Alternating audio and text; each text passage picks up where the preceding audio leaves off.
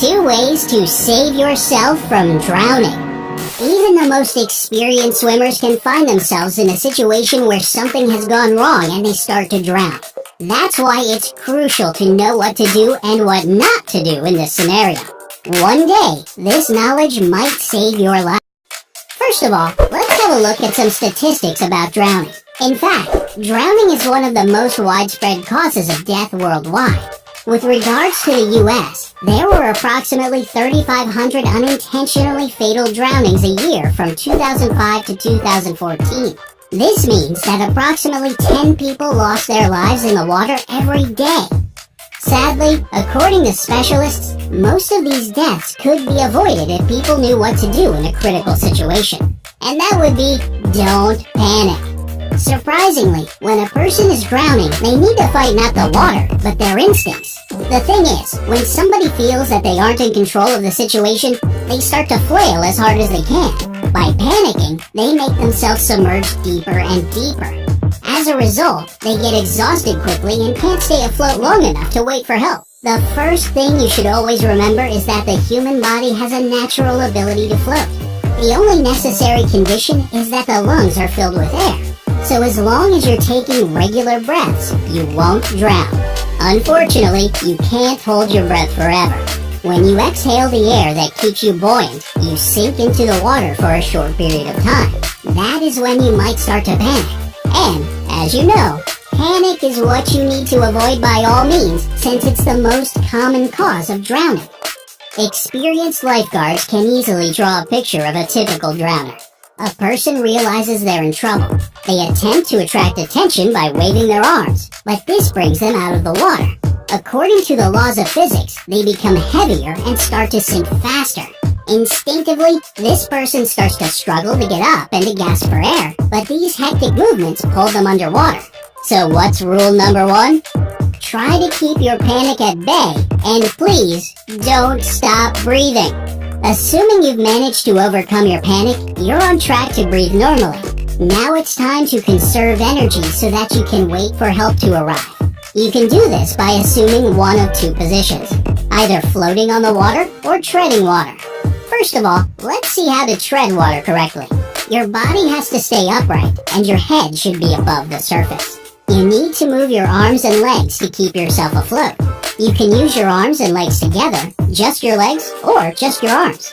Try to shift your arms horizontally back and forth. If you start moving them up and down, you'll begin to bob around. As a result, you'll waste a lot of precious energy. Make sure your palms face the direction of your arms' movements. There are several ways to move your legs when you're treading water. Your instincts can make you use a frog kick, aka breaststroke, or a flutter kick, used in freestyle. If you're still too anxious, you might even start to move your legs in circles. But although all these techniques will make your body move upward, you'll waste too much energy. The best way to move your legs is to rotate each leg in a different direction. This motion may take some time to master, but once you do, you can stay in the water vertically for hours. Remember that one of the most important things about treading water is being calm and breathing slowly. This way, you won't get tired and you will improve your energy efficiency as well. You're doing it correctly if you're bobbing up and down a little on the waves. The second way to stay on the surface of the water until somebody comes to rescue you is to float on your back. This is the best way to calm yourself and breathe normally. Try to position your body in such a way that it's almost parallel to the ocean floor. Your head should be tilted backward. Make sure your ears are submerged. Admittedly, it's not the most pleasant sensation, but if your ears aren't underwater, your neck will feel a serious strain. As a result, you won't be able to float effortlessly. Also, this head position is very important since it will make your legs rise to the surface. This way, you'll be lying on the water. In addition, your mouth will stay above the surface, meaning that you'll be able to breathe freely. Keep your chin lifted so that it points toward the sky. Paradoxically, this simple movement can make your body more buoyant. Make sure your head is centered.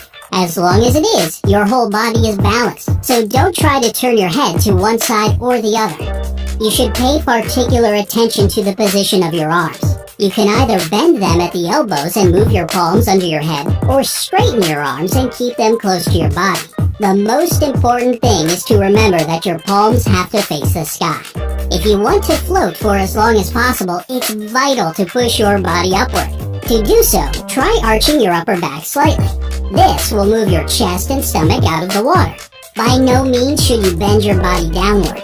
If you do so, the middle of your body will start to sink and you won't be able to float. Your body has to form a straight line together with your legs. If you feel your legs begin to submerge, you can make some small kicks. There's no need to do this all the time. Just float on your back, and whenever you feel your lower body start to move downward, kick your legs to return to the surface. One more important thing about floating is connected with your breathing, namely, how big your breath should be. We've determined that a person floats as long as they have air in their lungs. It would be logical to suppose that the bigger lungfuls you take, the better you float.